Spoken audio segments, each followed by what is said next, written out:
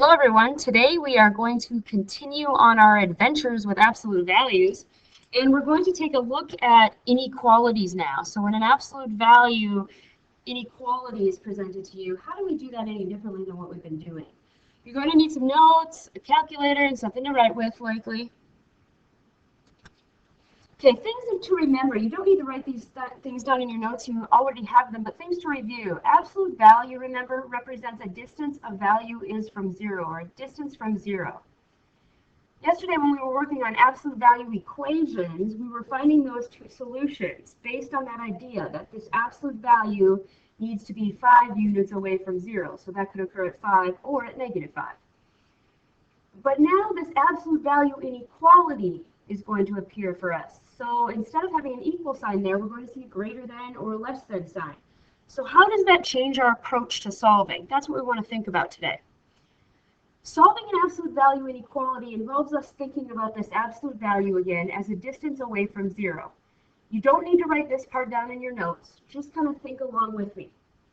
Because I see an absolute value is less than 4, if we remember what that means, we're talking about a distance away from zero that has to be less than 4. So that means this whole expression, x minus 2, needs to be located at a distance of less than 4 away from zero.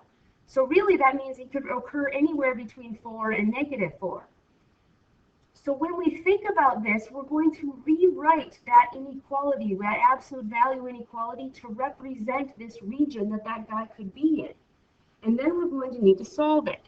So because this expression x minus 2 has to be located a distance away from 4 or less than a distance away from 4, he could be located anywhere in this region or anywhere in between 4 and -4.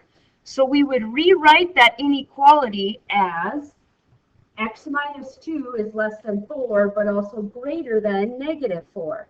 And if you remember how to solve this compound inequality, we would then add 2, and we get x is less than 6, greater than -2.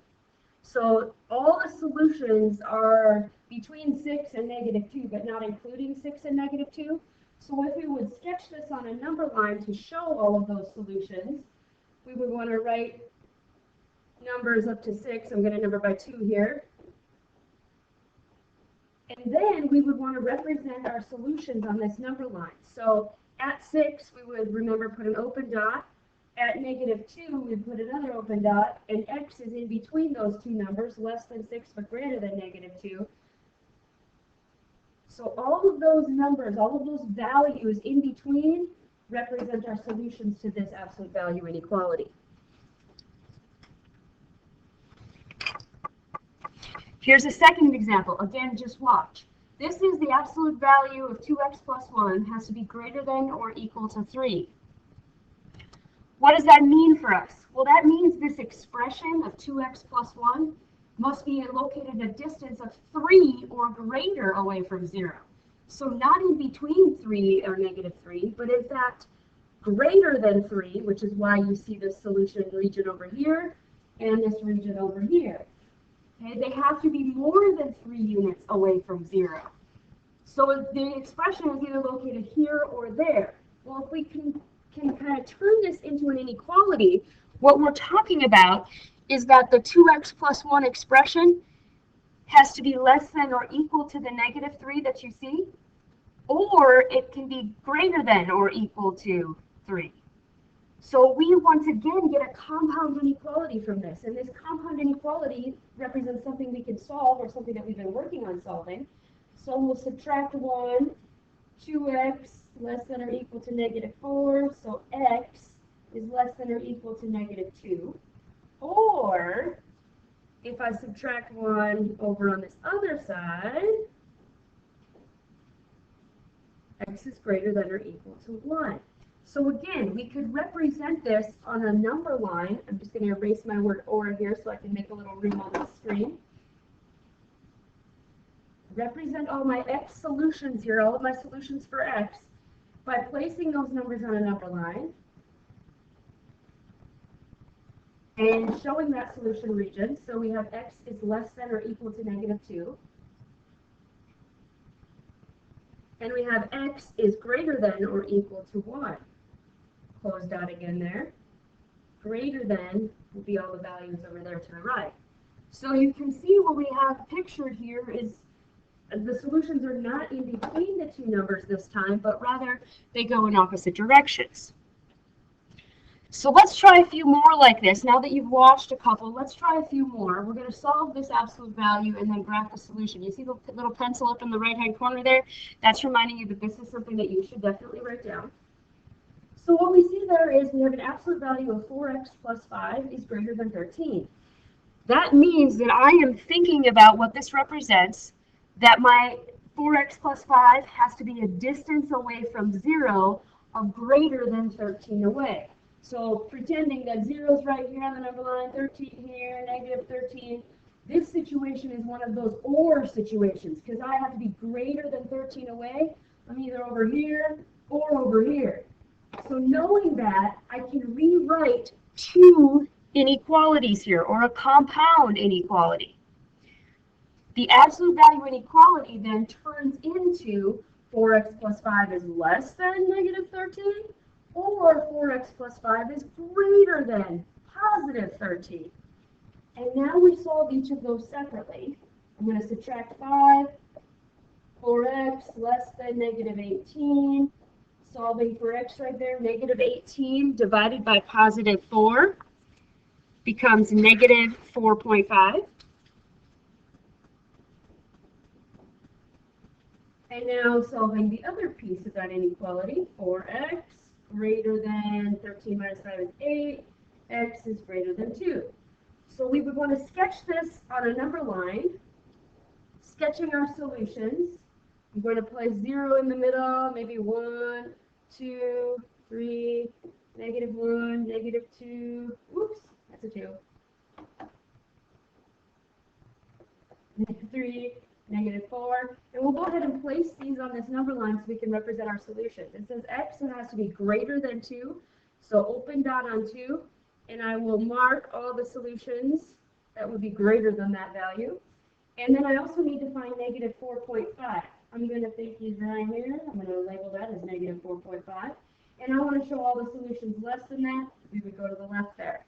So these two areas of that number line provide us with values that would satisfy this inequality. Let's go ahead to example 4 here. I would write this one down again. Let's try another one. X plus 4 is greater than or equal to 6. Now again, we're talking about a distance away from 0. If the distance away from 0 has to be greater than or equal to 6, that means it has to be farther than 6 away. So again, it's going to be farther than 6 this way, farther than 6 this way. So that means that I'm going to rewrite this using an OR again. X plus 4 is greater than or equal to 6, or x plus 4 is less than or equal to -6. Solving each of them separately, subtracting 4. I have x is greater than or equal to 2, subtracting 4. X is less than or equal to -10. So my solutions come from either or here. So let's sketch those solutions on this number line. I have to go to 10, so I think I'll number by 2's here. 0, 2, 4, -2, -4, -6, -8, -10. Okay, and we'll represent this solution region here. X is greater than or equal to 2. Close dot on 2. Greater than. X is less than or equal to -10. Less than. All the numbers less than -10 will be to the left there. So these two areas, again, give us values for x, give us values that would work in this inequality, this absolute value inequality that we were given. Let's try another one. 2x minus 7, the absolute value of 2x minus 7 is less than 1. So again, the absolute value represents a distance from 0. This is saying the distance from 0 has to be less than 1 away. The other ones we were doing, we're talking about greater than. This is less than 1 away. Well, the setup's a little different here then. That means the 2x minus 7 expression has to be less than 1, but greater than negative 1. So now we have another compound inequality we can solve. I'm going to add 7, add 7, add 7. 2x less than 8, but greater than 6. Dividing by 2 now, I'm solving this compound inequality all together. We talked about how you could separate them if you wanted to. So this is telling me that my solution regions for x is less than 4, but greater than 3. So if I was to draw this on a number line, it may look something like this. You can see the open dot on 3, open dot on 4, and my solutions only come from in between. Okay, so solving absolute value inequalities require us to think about rewriting 2 inequalities for every one problem we were given.